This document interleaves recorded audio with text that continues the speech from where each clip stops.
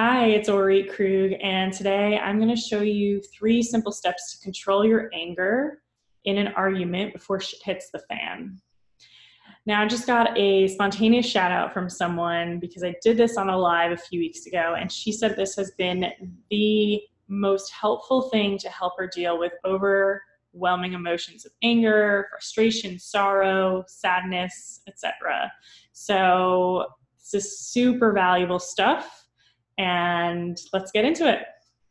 So, the first step is that as you're feeling emotions bubbling up, as you're feeling this anger bubbling up, visualize it moving down instead. Because usually, when we feel this rush of emotions that spirals out of control, it kind of feels like it's coming up. And something that can help with this is putting a color to it, putting emotion to it. So, it could be this red, heated energy rising up in my body. It could be this black, heavy, drudgy liquid that's coming up. It doesn't matter what the image is. There's no right or wrong. Just use your imagination. Don't think about it too much and picture it so we can make it a more concrete thing that we can actually tackle. And so as you feel your emotions bubbling up, visualize it instead moving down your body. However you want to visualize it moving, just change the direction and move it down. Step 2 is as you feel these emotions moving down to your feet, now it's time to use your feet. And what that looks like is just walking away, walking out of the room where you're having this argument. Because you probably already know that trying to fight over fight and trying to get your point across and not being heard and all this escalation, it doesn't do anything. It doesn't help, and it doesn't help us calm down.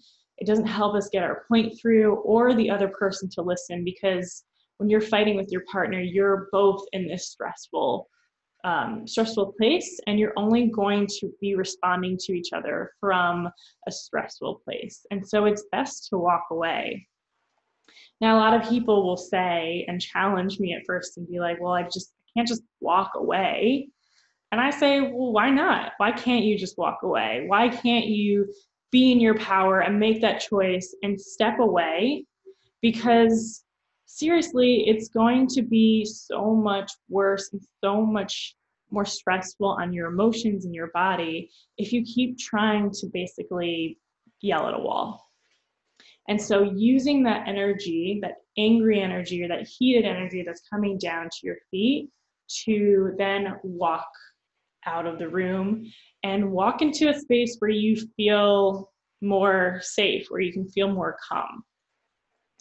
Step 3, and I'm going to show this in a minute, is that as you are walking into this room, into this space where hopefully you can close the door behind you, don't just stop there. A lot of times people will even get to that point of walking away, and then they might crawl into bed and be stuck there or frozen there forever. Not forever, for hours.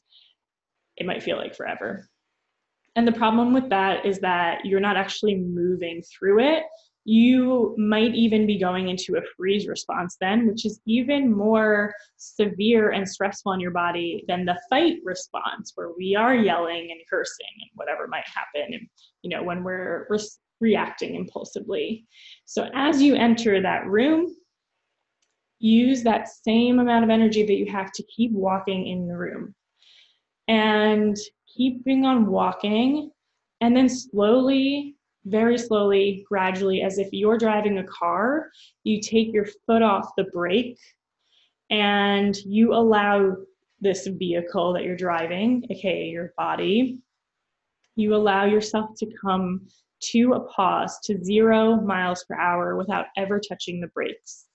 So basically, instead of walking into the room, walking for a little bit and then stopping, basically shutting down or forcing yourself to shut down these real feelings that you're having, these very normal feelings that you're having in your body, you actually allow yourself to feel every kind of like every in-between space from getting to really, really angry to finally feeling calm. You don't fake it, you don't force it, but you actually allow yourself to go through the emotion and to go through the motion of feeling this, this feeling. And so if that makes sense to you, awesome. You can go ahead and try it. If you'd like to try it with me, if you'd like a better picture, I'm going to show you right now. Okay, so I'm standing up. You kind of need to be standing up to do all 3 steps, but if you just want to watch for now and try later, that's cool too. So let's say we are feeling these emotions bubbling up. Again, we want to visualize it going down to our feet. Visualize it. You can even do this movement if that helps, but of course, if you're in public, this might look weird. So you also will probably want to actually visualize it going down to your feet. And now that I feel this angry energy, this energy in my feet, I'm going to walk. Say I'm walking into another room. Let's say I'm in this other room. Using that energy to walk heavy, maybe fast. No right or wrong, but this is my angry walk.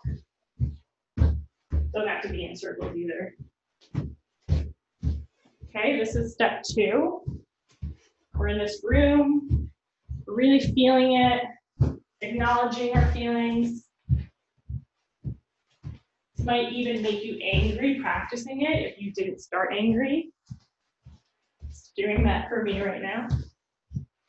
And then decelerating slowly, gradually. Maybe you lighten it up slowly, gradually, and slow it down slowly, gradually.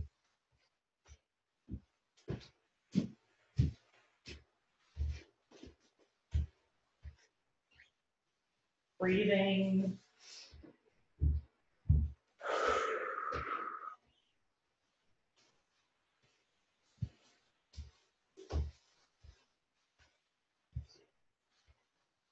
Still going, not stopping before you feel the closure.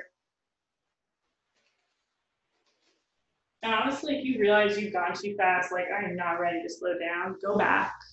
Put your foot on the pedal, on the gas, and go back until you're ready to come back down. Because again, you can't trick your body. Can't force your body to feel something through talking yourself out of it.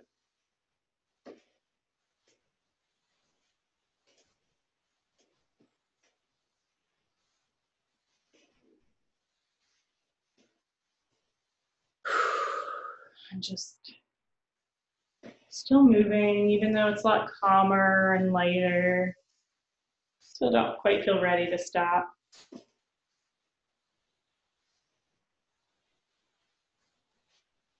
Might shift a little bit side to side.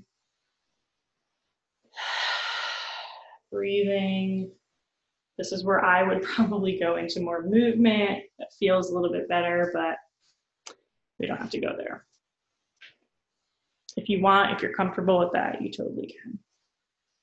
So let's just take a deep breath in and stretch.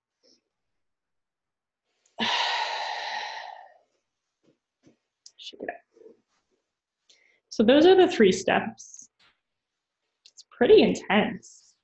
I probably should have said this before, but if you don't typically have a good track record, I guess, of regulating yourself, of calming down, you may not even want to try this because doing this in motion is really intense. It can really trigger some feelings. And if you're not in that space, in a contained space with someone who can hold you and regulate you through that, then don't try it. You can just watch it.